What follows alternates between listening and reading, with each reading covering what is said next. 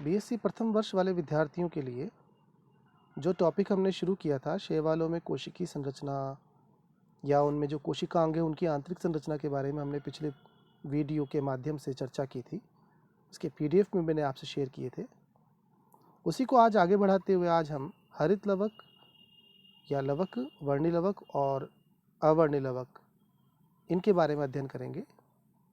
लवक वैसे तो पादप कोशिकाओं या शैवाल कोशिकाओं का एक प्रमुख कोशिकांग है और जितने भी प्रकाश संश्लेषण करने वाले जो कोशिकाएं होती हैं उनमें लवक अवश्यंभावी रूप से पाया जाता है, अनिवार्य रूप से उपस्थित होता है।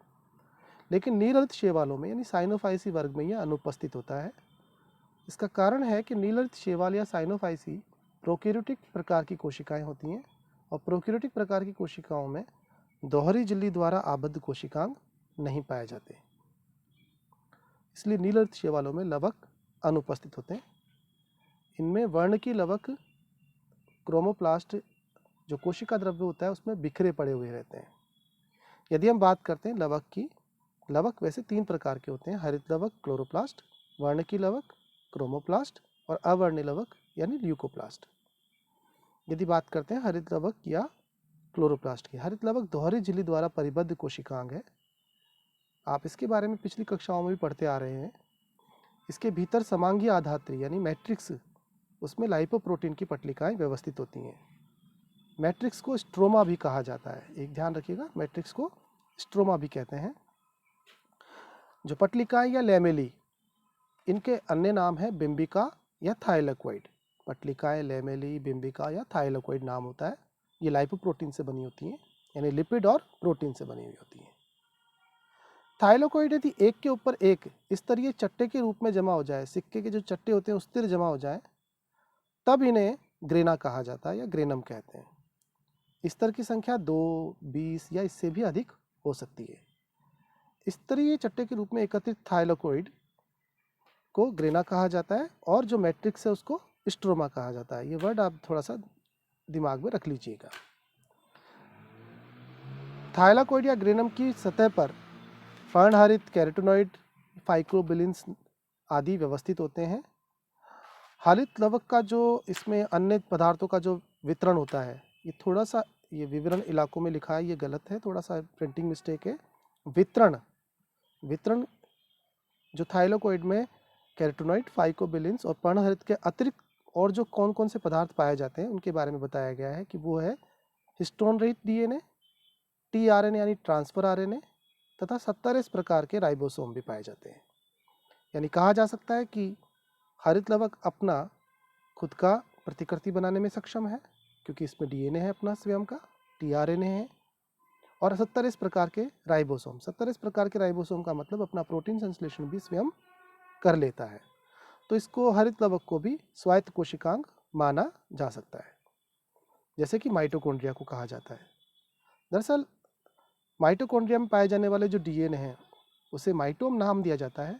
उसी प्रकार हरित लवक में पाए जाने वाले जो डीएनए हैं उसको प्लास्टोम नाम दिया जाता है।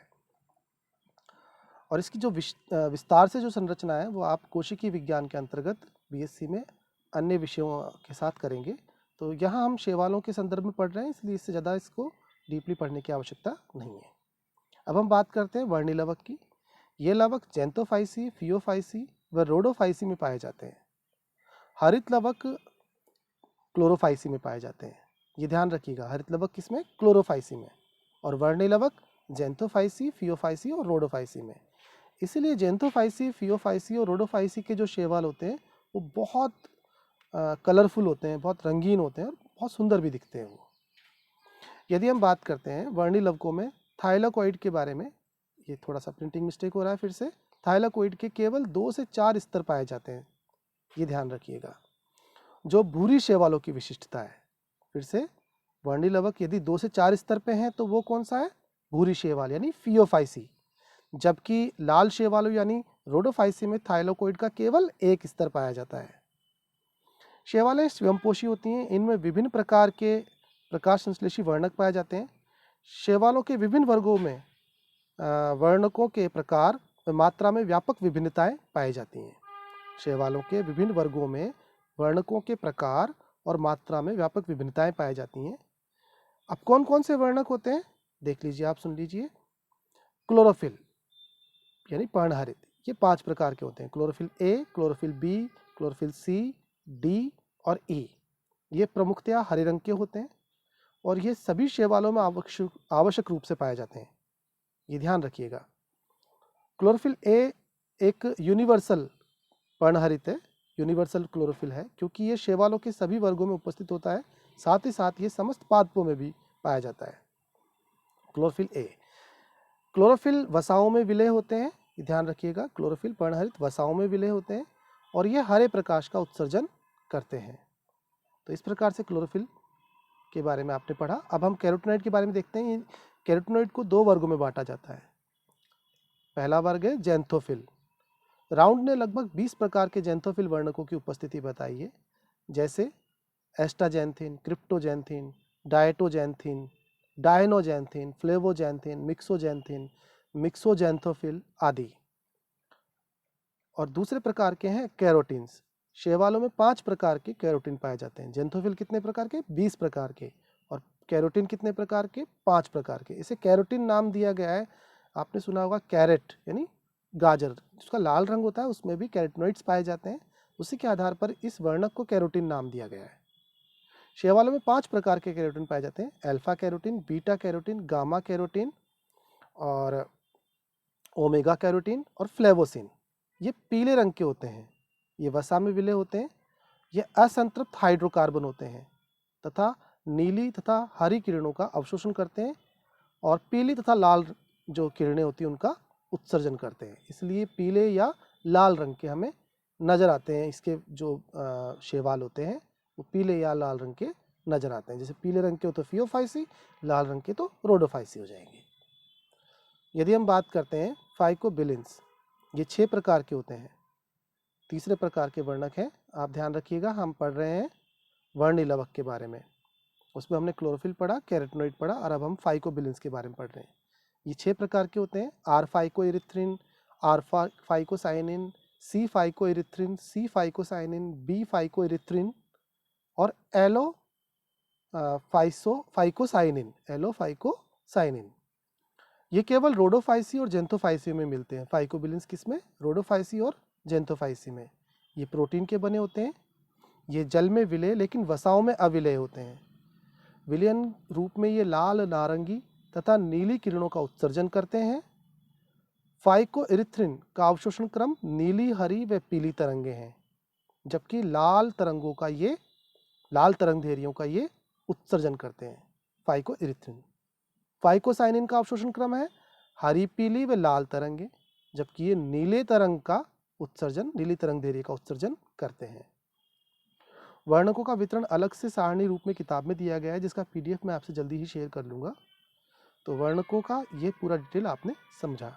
अब हम बात करते हैं अवर्णी लवकों की। ल्यूकोप्लास्ट में वे लवक होते हैं जिनमें वर्णक नहीं पाए जाते, अपितु ये भोजन जैसे स्टार्च, वसा आदि का संचय करते हैं। शैवालों में प्राय अवर्णी लवक नहीं पाए जाते। कुछ जटिल शैवाल होते हैं, उन्हीं में ही अगर होते हैं तो ल्यूकोप्लास्ट मिल सकता है। बाकी सामान्यतः शैवालों में अवर्णी लवक नहीं पाए जाते। शैवालों में भोज्य पदार्थों का जो संचय होता है, पायरेनॉइड जैसे कोशिकांग, कोशिका द्रव्य है, इनमें भोजन का संचय होता है, या खुद लवकों के अंदर कोशिका का संचय, भोज्य पदार्थों का संचय होता है। कोशिका द्रव्य में गोल्जिकाय, हरित लवक या अंतःप्रद्रवी जालिका के समीप भी भोज्य पदार्थों का संग्रहण संचय होता है। अब शैवालों में कौन कौन से भोज्य पदार्थों का संचय होता है? जैसे फ्लोरिडीन स्टार्च, ये रोडोफाइसी में है। साइनोफाइनसियन स्टार्च, ये आपके साइनोफाइसी जो वर्ग है शैवाल का, उसमें है। नीलहरित शैवाल जिसको कहते हैं।